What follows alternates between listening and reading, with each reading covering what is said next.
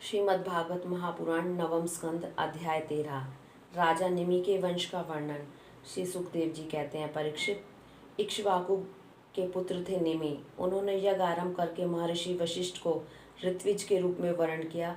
वशिष्ठ जी ने कहा कि राजन, इंद्र अपने यज्ञ के लिए मुझे पहले ही वर्ण कर चुके हैं।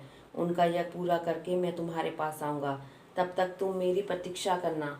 यह बात सुनकर राजा निमि चुप हो ही रहे और वशिष्ठ जी इंद्र का यज्ञ करने के लिए चले गए। विचारवान निमि ने यह सोचकर कि जीवन तो क्षणभंगुर है, विलंब करना उचित न समझा और यज्ञ प्रारंभ कर दिया। जब तक गुरु वशिष्ठ जी न लौटे तब तक के लिए उन्होंने दूसरे ऋत्विजों को वर्ण कर लिया। गुरु वशिष्ठ जी जब इंद्र का यज्ञ संपन्न करके लौटे तो उन्होंने देखा कि उनके शिष्य निमि ने तो उनकी बात न मानकर यज्ञ प्रारंभ कर दिया है। उस समय उन्होंने शाप दिया कि निमि को अपनी विचारशीलता और पांडित्य का बहुत घमंड है, इसलिए ये इसका शरीर पात हो जाए। निमि की दृष्टि में गुरु वशिष्ठ का यह शाप धर्म के अनुकूल नहीं, प्रतिकूल था, इसलिए उन्होंने भी शाप दिया कि आपने लोभवश अपने धर्म का आदर नहीं किया, इसलिए आपका शरीर भी गिर जाए। यह कहकर आत्मविद्या में निपुण निमि ने अपने शरीर का त्याग कर दिया। परीक्षित, इधर हमारे वृद्ध प्रपितामह वशिष्ठ जी ने अपना शरीर त्याग कर मित्रा वरुण के द्वारा उर्वशी के गर्भ से जन्म ग्रहण किया। राजा निमि के यज्ञ में आए हुए श्रेष्ठ मुनियों ने राजा के शरीर को सुगंधित वस्तुओं में रख दिया। जब सत्र याग की समाप्ति और देवता लोग आए तब उन्होंने उन लोगों से प्रार्थना की, महानुभावों, आप लोग समर्थ हैं, यदि आप प्रसन्न हैं तो राजा निमि का यह शरीर पुनः जीवित हो उठे।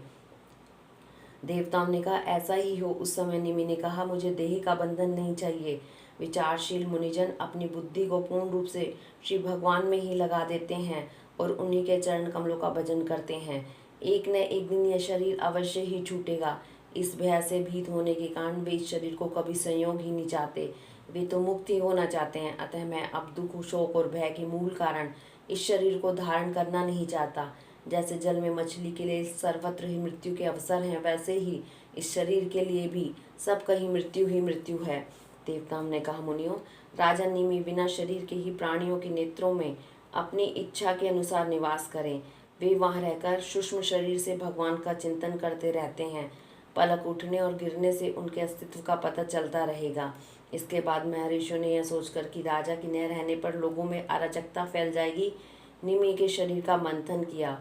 उस मंथन से एक कुमार उत्पन्न हुआ। जन्म लेने के कारण उसका नाम हुआ जनक। विदेह से उत्पन्न होने के कारण वैदेह और मंथन से उत्पन्न होने के कारण उसी बालक का नाम मिथिल हुआ।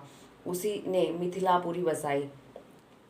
परीक्षित, जनक का उदावसु, उसका नंदीवर्धन, नंदीवर्धन का सुकेतु, उसका देवरात, देवरात का वृद्धरथ, वृद्धरथ का महावीर्य, महावीर्य का सुधृति, सुधृति का दृष्टकेतु, दृष्टकेतु का हर्यश और उसका मरु नामक पुत्र हुआ।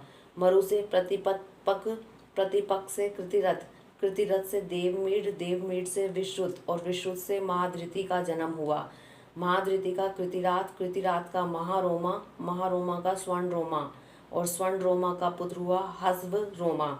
इसी हर्ष रोमा के पुत्र महाराज शीरध्वज थे। वे जब यज्ञ के लिए धरती जोत रहे थे, उनके शीर के अग्रभाग से सीता जी की उत्पत्ति हुई। इसी से उनका नाम शीरध्वज पड़ा। शीरध्वज के कृशध्वज, कृशध्वज से धर्मध्वज और धर्मध्वज के दो पुत्र हुए, कृतध्वज और मितध्वज। कृतध्वज के केशीध्वज और मितध्वज के खांडिक्य हुए। परीक्षित, केशीध्वज आत्मविद्या में बड़ा प्रवीण था।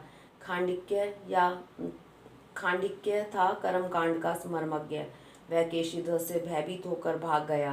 केशीध्वज का पुत्र भानुमान और भानुमान का शतधुमन था। शतधुमन से सूचि, सूचि से संध्वाज, संध्वाज से उर्ध्व केतु, उर्ध्व केतु से अज, अज से पुरुजित, पुरुजित से अरिष्टनेमि और अरिष्टनेमि से श्रुतायु, श्रुतायु से सुपार्श्वक, सुपार्श्वक से चित्ररथ और चित्ररथ से मिथिलापति शेमधी का जन्म हुआ। शेमधी से सम्रत, सम्रत से सत्यरथ, सत्यरथ से उपगुरु और उपगुरु से उपगुप्त नामक पुत्र हुआ। यह अग्नि का अंश था। उपगुप्त का वसवनंत, वसवनंत का युयुद्ध, युयुद्ध का सुभाषण, सुभाषण का श्रुत, श्रुत का जय, उसका जय का विजय और विजय का ऋत नामक पुत्र हुआ। ऋत का शुनक, शुनक का विधहव्य, वीतव्य का धृति, धृति का बहुलाष्ट्र, बहुलाष्ट्र का कृति और कृतिका का पुत्र हुआ महावशी। परीक्षित, ये मिथिल के वंश में उत्पन्न सभी नरपति मैथिल कहलाते हैं।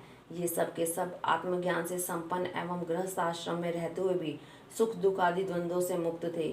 क्यों न हो याकलव्य आदि बड़े बड़े योगेश्वर की इन पर महान कृपा जो थी। हरिओम तत्सत।